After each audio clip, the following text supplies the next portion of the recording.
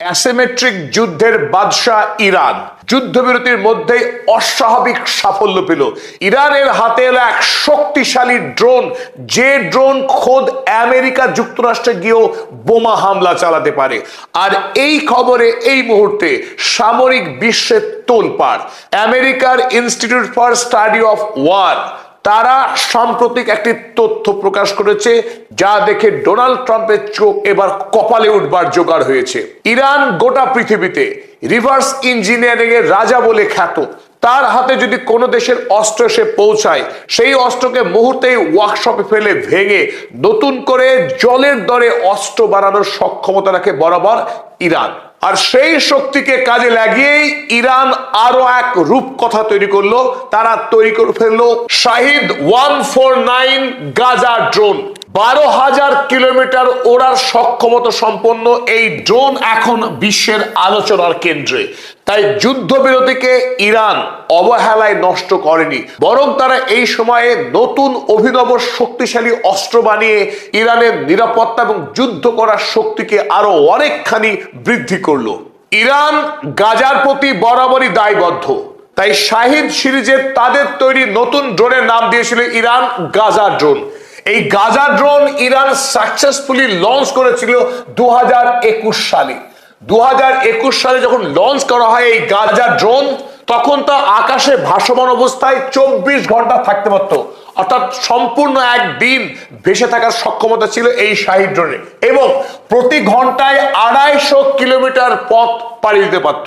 কিন্তু যুদ্ধবিরতির এই সময়ে এই ড্রোনকে আপগ্রেডেশন করা হয়েছে, এবং এই আপগ্রেডেশনের পরে এই গাজা ড্রোনের উড়বার শক্তি বেড়ে গিয়ে হয়ে গেল 35 ঘন্টা, এবং স্পিড আরো 100 কিলোমিটার অতিরিক্ত যুক্ত হলো।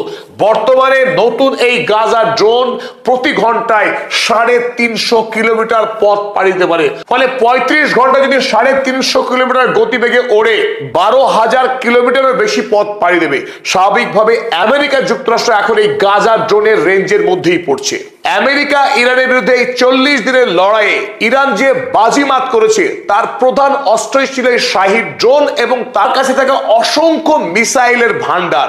কিন্তু শাহিদ ড্রোন নিঃসন্দেহে গোটা পৃথিবীতে আলোচনার কেন্দ্রে ছিল। আর সেই শাহিদ ড্রোনকে এই আপগ্রেডেশন করার মধ্য দিয়ে ইরান দেখিয়ে দিয়েছে তারা অল্প পয়সা ব্যয়ে তারা কি শক্তিশালী অস্ত্র তৈরি করতে পারে।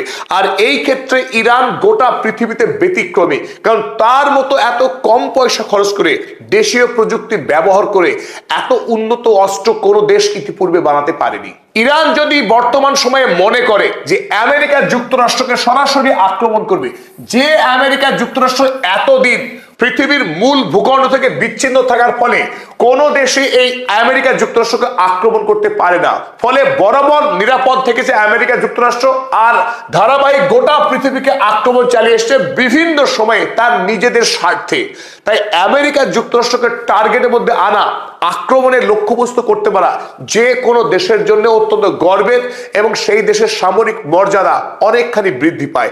আর ইরান সেই কাজ করে দেখালো গাজা ড্রোনকে উন্নত করার মধ্য দিয়ে। চলুন আমরা এই মুহূর্তে দেখে নিই এই গাজা ড্রোনের আওতায় আমেরিকার কোন কোন শহর এলো।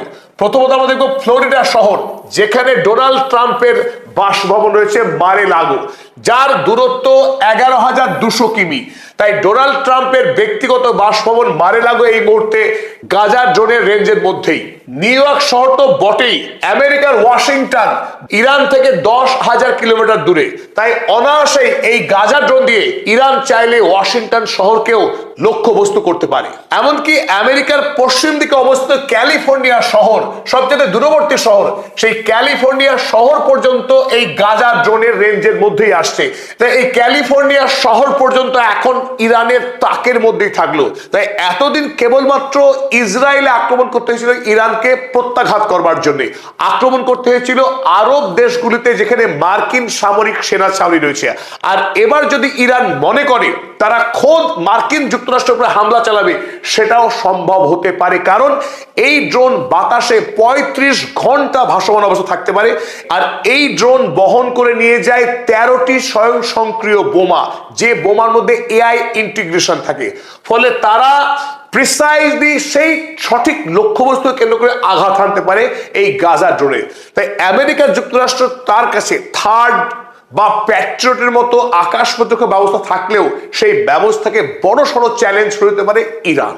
যে শাহিদ ড্রোন দিয়ে ইতিপূর্বেই ইরান ইসরায়েল এবং আমেরিকাকে চরম শিক্ষা দিয়েছে, সেই শাহিদ ড্রোন আয়তনে ছিল মাত্র 2.2 মিটার চওড়া।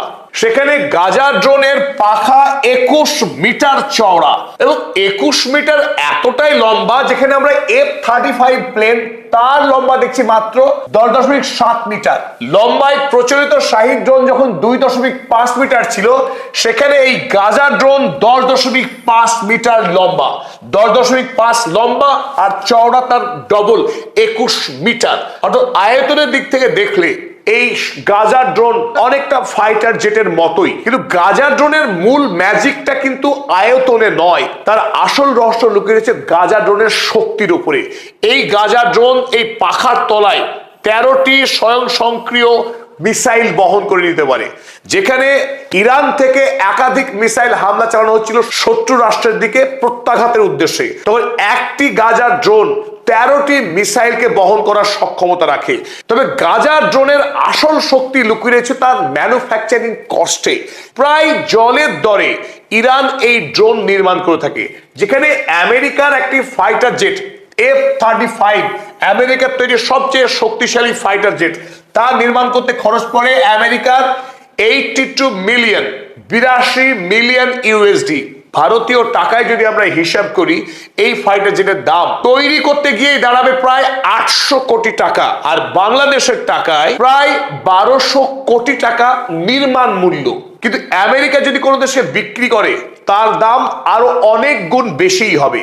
আর ফাইটার জেটের যে কাজ, কোনো দেশে গিয়ে আকাশ থেকে বোমা বর্ষণ করা, অত্যন্ত ক্ষিপ্রতার সঙ্গে। এই ফাইটার জেটের গতি প্রায় 2000 কিলোমিটারের কাছাকাছি, সুতরাং তার সক্ষমতা অনেক বেশি সন্দেহ নেই। যে কাজ F-35 করতে পারে আমেরিকার, প্রায় অনুরূপ কাজ সম্পন্ন করতে পারে ইরানের তৈরি এই গাজা ড্রোন। কিন্তু তা তৈরি করতে খরচ পড়ে মাত্র 0.5 মিলিয়ন, অর্থাৎ $500,000 ইউএসডিতেই নির্মাণ করে ফেলে ইরান এই শক্তিশালী গাজা ড্রোন। ভারতীয় টাকায় ইরানের একটা গাজা ড্রোন তৈরি করতে খরচ পড়ে মাত্র 4.5 কোটি টাকা, আর সেখানে F-35 800 কোটি টাকা। তফাৎটা এখানেই।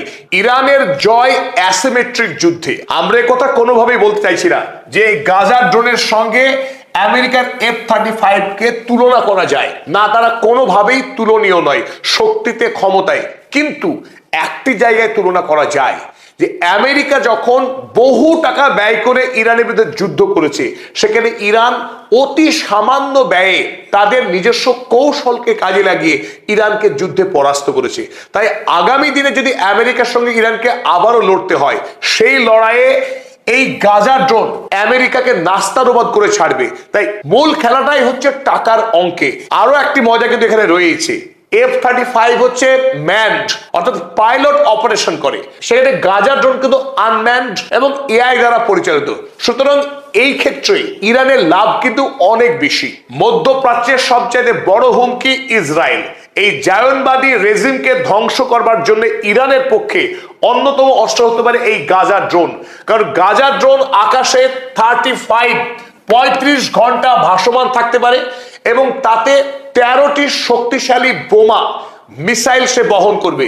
সেই মিসাইলগুলোর প্রত্যেকটিকে এমন এআই দ্বারা ইন্টিগ্রেটেড এবং প্রিসাইজলি তারা টার্গেটকে লক্ষ্য করতে পারে, যে আকাশে ভাসমান অবস্থায় থেকে নির্দিষ্ট সময়ে 13টি ডিফারেন্ট টার্গেটকে সে আক্রমণ করতে পারে। তাই একই সময় একটি লক্ষ্যবস্তুকে আক্রমণ নয়, বিভিন্ন সময়ে তার সুযোগ মতো ইসরায়েলের র্যাডার সিস্টেমকে ফাঁকি দিয়ে আক্রমণ হানতে পারে। সেই ক্ষেত্রে এই এআই ইন্টিগ্রেশন কিন্তু সাম্প্রতিক করেছে ইরান। তাই যে যুদ্ধ সম্পন্ন হলো, সেই যুদ্ধে কিন্তু ইরান এখনো পর্যন্ত গাজা ড্রোন ব্যবহার করেনি। আগামী দিনে যদি সত্যি সত্যি ইরানকে আরো একবার লড়তে হয় ইসরায়েল আমেরিকার বিরুদ্ধে, তাহলে কিন্তু আমরা এই গাজা ড্রোনের ব্যবহার দেখতে পাবো। পরিশেষে আরো একটি তথ্য আমরা দিতে চাই, যে এই গাজা ড্রোন যে অস্বাভাবিক পাখা লম্বা আমরা বলেছিলাম, তার অন্যতম কারণ এখানে সলিড জ্বালানি রয়েছে। এই ড্রোনের শরীরের বিস্তীর্ণ অংশ রয়েছে জ্বালানি, তার সঙ্গে অত্যাধুনিক টেকনোলজিকে এই ড্রোনের সঙ্গে ইন্টিগ্রেশন করা হয়েছে। আর জিপিএস সিস্টেমকে ব্যবহার না করে আমেরিকার জিপিএস সিস্টেম স্বাভাবিকভাবেই ইরানকে ব্যবহারের অনুমতি দেবে না, জ্যাম করে দেবে। তাহলে ইরান যদি ইসরায়েলকে বা আমেরিকার বিরুদ্ধে লড়াই করতে চায় তাহলে বিকল্প নেভিগেশন সিস্টেম ব্যবহার করতে হবে। তাই এই গাজার ড্রোন তারা চীনের তৈরি ভাইডু নেভিগেশন সিস্টেম এই গাজার সঙ্গে ইন্টিগ্রেটেড রয়েছে, যেখানে ইতিমধ্যে বিশ্বে প্রমাণিত আমেরিকার নেভিগেশন সিস্টেমের তুলনায় চীনের এই ভাইডু সিস্টেম অনেক বেশি শক্তিশালী। কারণ আমেরিকা যখন ব্যবহার করে 32টি স্যাটেলাইট, সেখানে চীন ব্যবহার করে 50টি স্যাটেলাইট। আমেরিকার জিপিএস সিস্টেমের প্রিসিশন যখন 30 সেন্টিমিটার, ভাইডোর সেখানে 10 সেন্টিমিটার। একেবারে নিখুঁত লক্ষ্যবস্তু আক্রমণ করার সক্ষমতা রাখে এই গাজা ড্রোন।